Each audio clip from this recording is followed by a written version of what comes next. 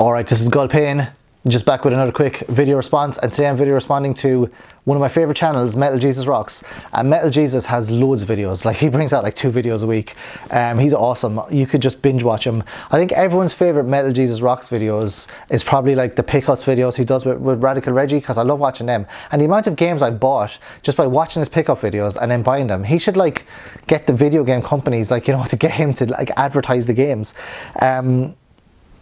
But yeah, Metal Jesus Rocks, top channel, and he's got a video about 10 games everyone should play at least once. So what Metal Jesus did was, I think he took like some games that he liked, but also like didn't like just say like just play Resident Evil 1 to 7, you know, like he didn't do that. He took like a different game from a different genre, and I've done that here as well. So I've kind of like, if it was up to me, I'd be like, play 10 Castlevania games, or play 5 Suikoden games and 5 Castlevania games. But I've gone for like different genres of game, you know, so it's not just play 10 RPGs. So let's have a look. Right, so the first game then is The Last of Us. So if it's everyone should try at least once, I think everyone should try The Last of Us at least once, because The Last of Us is so good. Like, it's like, I know there was games before that had like emotion and a really good story and a good voice acting, and you know, like the gameplay was really good and the graphics were really good, but The Last of Us is awesome. Like, it's so good. I could play it right now and get like hooked on the story again. So The Last of Us, everyone should play it at least once. And then I've gone for my favourite game, or one of my 2 favourite games. Kind of, so The Last of Us will be like a third-person kind of action game, and then a 2D Metroidvania game then would be Symphony of the Night, because I think Symphony of the Night is probably the best 2D Metroidvania game ever. Maybe Bloodstained, but I think Symphony of the Night is probably the best one. It's just awesome. Like, so Symphony of the Night, I think everyone should play that at least once, because it's one of the most underappreciated games, I think. Because it was a 2D game, you know, whenever everyone wanted to play 3D games. But what a game. And then a racing game then. So I'm not like overly familiar with racing games, to be honest, and I know there's probably a million racing games better than the one I'm going to say, but Need for Speed Carbon is fantastic. I think that's an excellent game. It kind of like, if they went a step further with it, it would have been so much better. But it's kind of like you're like, particularly if you like the Fast and the Furious, or if you like car racing, you know, around town. Not that I do that around, but if you like that sort of like stuff, you'd really like this one, because it's like, you know, they use the lingo or the words that they use as well, like wingman and stuff, you know, they use all that stuff as well in it. But yeah, it's awesome. There's like a little story in it as well, which keeps the game going. It keeps, like, you know, there's a point to the next race and stuff, and there's all upgrades and all that. But Need for Speed Carbon on the streets is top drawer. And then I've also gone for like a survival horror game. So this was difficult because I played a lot of survival horror games. So what survival horror game would you say that everyone should try at least once? It's probably going to be like Resident Evil 2 Remake, to be honest, because Resident Evil 2 Remake is awesome. Like, the graphics in it, the sound, excellent. The atmosphere, the story in it, just top drawer. Like, you could say Resident Evil 2 Original, but I think that would be too sort of like, it's too old now to say like everyone should try it at least once, because of the tank controls and all that. And even I'm going back to it now and I'm like, I still hate the tank controls. Like, it was fine at the time, but with Resident Evil 1 Remake on the PS4 and like Resident Evil 0, I like that style of controlling the characters better, where you just move the direction they're supposed to go, as opposed to like the tank controls. But yeah, Resident Evil 2 Remake. And then platform game, I've gone for Mario Brothers 3. So I don't think, is there another, maybe Mario World or Sonic 2, but is there any other platform game you would recommend that someone like, okay, you have to play this? So I think Mario 3 is the one like the Super Mario All-Stars Mario 3. You could play the Nintendo NES one, but I like the graphics better on the All-Star one.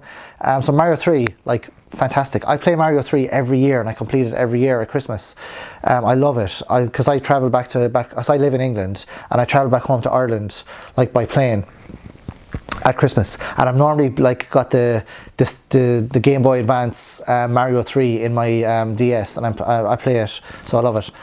And then in an RPG then, so this was difficult because there's loads and loads of RPGs, and I normally like say like, you know, like I recommend Suikoden or something like that, but there's loads of Suikoden games. So then which one would you recommend? So I've gone for Earthbound. So Earthbound is a life-changing game, I think.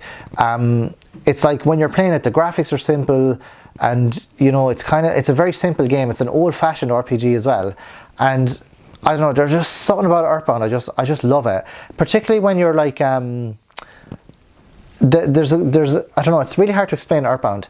Everything you do, you're like a child. So like, your weapons are all like children's weapons, like frying pans, or like you know, they're all kind of children stuff, and everything you do, like you go around on a bike, you know, whereas other RPGs, they're kind of like adults. So I think playing Earthbound, you kind of regress back to like a childhood sort of thing.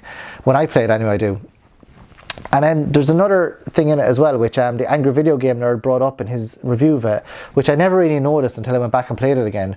But there's this part in Earthbound where like your older self is talking to your younger self, and your older self is too busy with all the stuff in the game, you know, like all gotta, you know, what's the name of the bad guy in Earthbound? I can't remember, but you know, he has to like save the world and all that from the bad guy. And then the young guy, the young version of Nez, or the main character, Gull, which I call him, is like just wants to play and stuff. So like you kind of you see this kind of thing where you've lost that kind of childlike what am I trying to say here? You've lost that childlike innocence or childlike play because you have so much important stuff to do. Like me now, like I have so much to do with work and, you know, like different things. I very rarely have anything, like I have enough time to like even play games and stuff now. So I don't know, it kind of like, it really hits you. Well, it hit me anyway, in the fields, Earthbound. And then a strategy game then, I've gone for StarCraft. So there's loads of strategy games you could play, like, you know, there's World of Warcraft, but I don't really know what they are, like, or those MMORPGs. But StarCraft for me would be one to recommend. I'm going for original StarCraft Brood War as well. StarCraft 2 is very, very good, but I think nothing beats StarCraft Brood War, not original StarCraft Brood War expansion, because the story, like the one player in it is excellent, and the multiplayer is, I could go on to battle.net now and play a load of people in it, because people are probably still playing it, but StarCraft is fantastic. And then a point-and-click game then, I just gone for Broken Sword, because Broken Sword Reforged is out at the moment, and I'm not going to download it. I'm going to wait until it comes out on physical and then play it then, because to be honest, I've played Broken Sword 1 so many times, I could just fly through the new one, but I want to see the, you know, the updated graphics. I've already got Broken Sword for the DS. I played that on the DS, I played it on the Game Boy Advance, PS1, the Wii, so I played it so many times, but I love it. And then a first-person shooter is BioShock. So I don't really like first-person shooters, so I'm just going to go for BioShock because I'm not really too familiar.